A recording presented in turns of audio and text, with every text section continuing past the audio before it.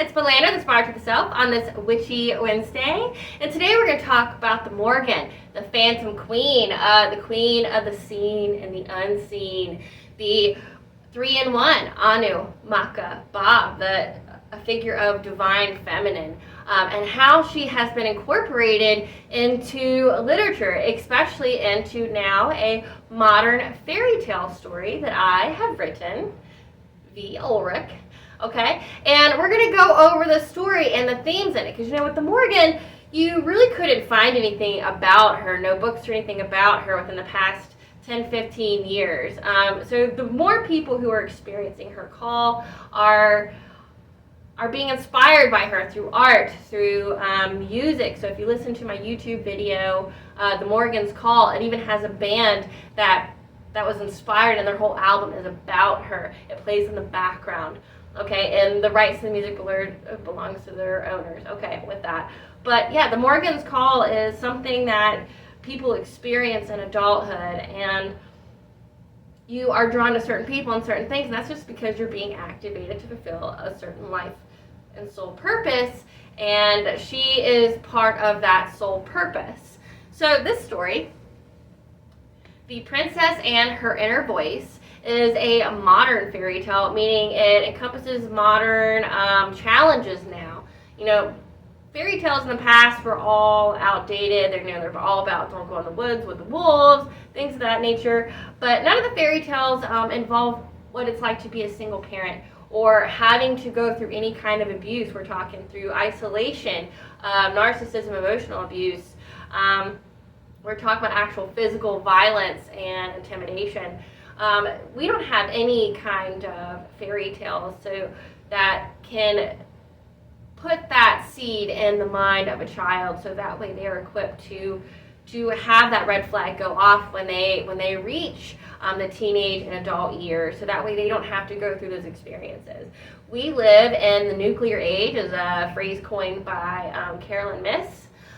We live in the nuclear age, so therefore we can no longer afford to wait for people to wake up, to listen to their intuition when they're in their in their midlife. We're talking 40-50 years. Usually that's when people have midlife crises, which is when they start to listen to themselves and what truly makes them happy and what they enjoy and what they want from life, what their purpose in life is, where they completely detract from whatever the matrix and the media and society has tried to poison their minds of what they want and what they should have to feel fulfilled. They start listening to themselves. We can't afford that anymore because we live in the nuclear age, and the nuclear age means one mistake from one of us ends it for all of us. And it doesn't just end in our species. It's all species of this planet. One mistake from one of us could end it for everyone.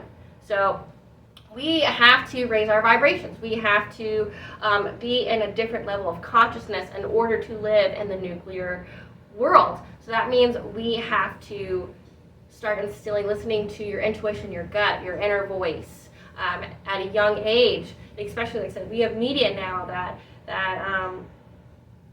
tells you to be a certain way, that gives them certain beauty standards, and also now it could lead them to make some alterations physically to their body that would be undoable. It's permanent.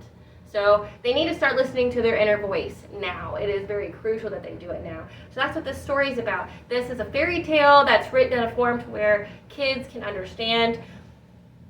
It rhymes, it's flowy, kind of like Dr. Seuss, and it incorporates some of those beings, like the Morrigan, Yu, who is the Chinese equivalent god of Lu.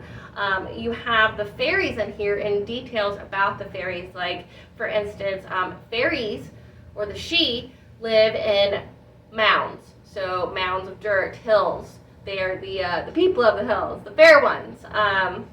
They live in mountains in the hills, and they live in nature that is undisturbed by humans. So think of all your parks and all those things. You ever go into the forest and feel like you're being watched? Do you ever feel like there's something near you? You ever see shadows move, but the shadows, you can't see through them, kind of thing? Yeah, so it teaches you things about that in here as well. But like I said, it's in a way a child can understand without traumatizing them.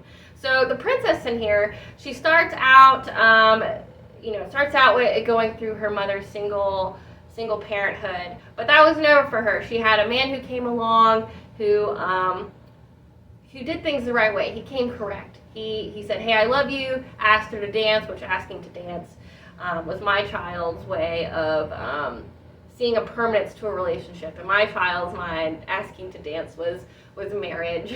So, and marriage was like permanence to her.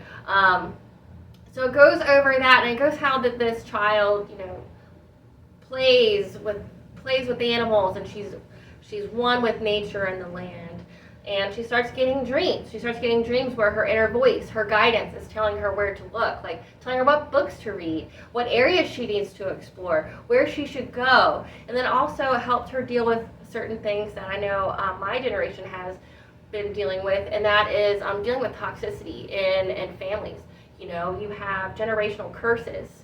And if abuse or rape or child molestation is something that you go through in your life or in your family, that stuff gets passed on because there's unlearned trauma, there's unlearned healing and pain that just gets passed on because you've never healed from the wound, so therefore your children end up bearing that burden because you project that wound onto them unintentionally.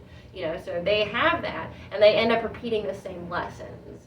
So it's important that you plant that seed in your child's mind of, here's certain things, like, for instance,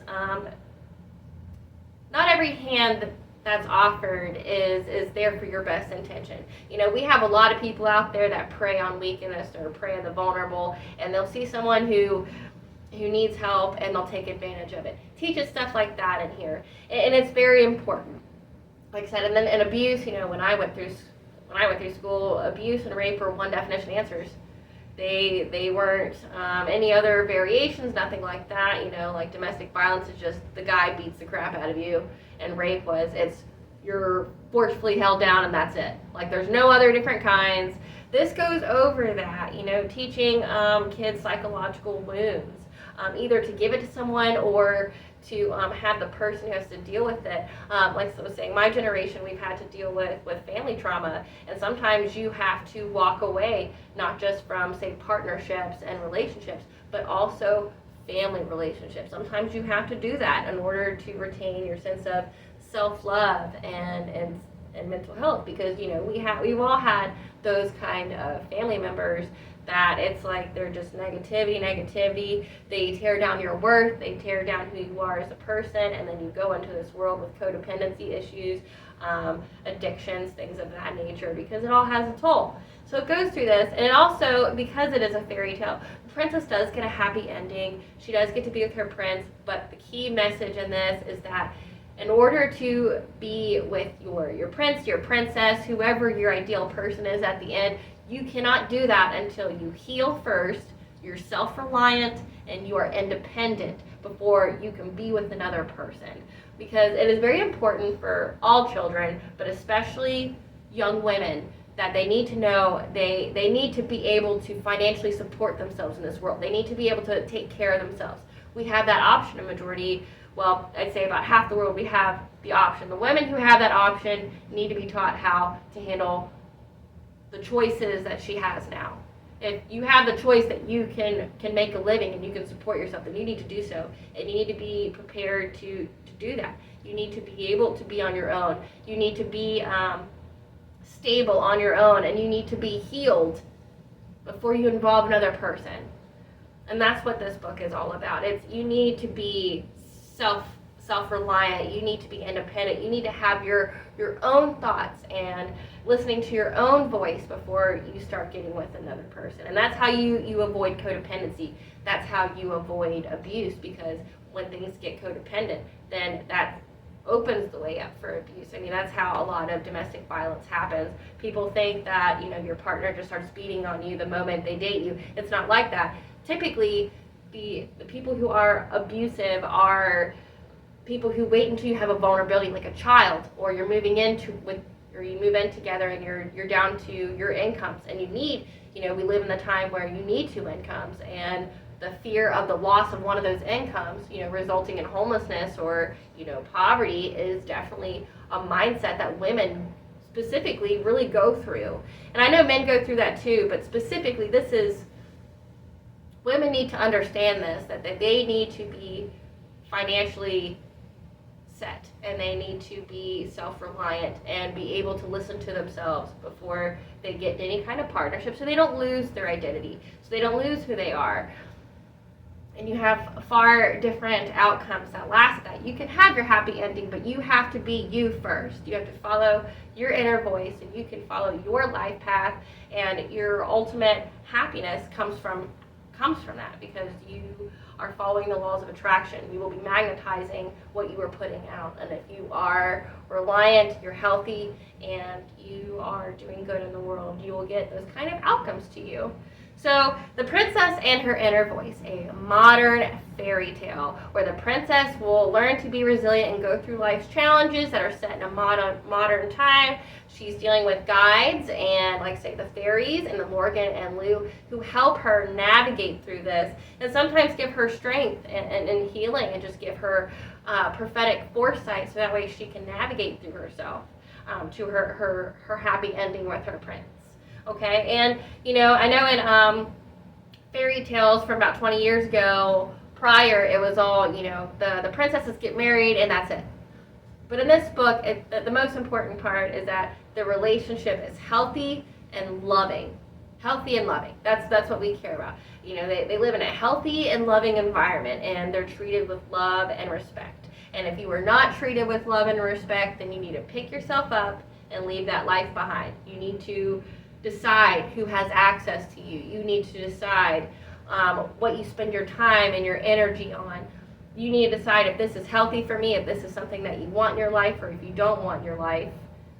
You need to be able to decide that, and you need to be able to make appropriate decisions based off that. And if respect and kindness is not what's offered, you need to be okay to be by yourself.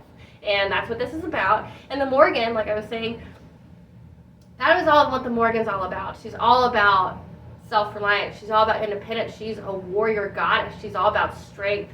And if you are a woman who's dealt with some pretty dark things in your life, like I said, the darker aspects like rape, abuse, anything like that, she is a good source of strength to call on and to help you deal with it. I went through therapy and different things, and none of them were able to help me heal the way spirituality and working with the Morrigan and Lou. Like there's been no other equivalent that has provided that for me, and now we're able to provide it to children so they can listen to their intuition, they can listen to their inner voice. This book is available everywhere. I have a website, www.aspiraltotheself.com. You can purchase it there. You can purchase it on Barnes & Nobles, Amazon. You can even get an ebook, which is like $3.99, and you can download it instantly. There's a free excerpt on my website for you to be able to read to see.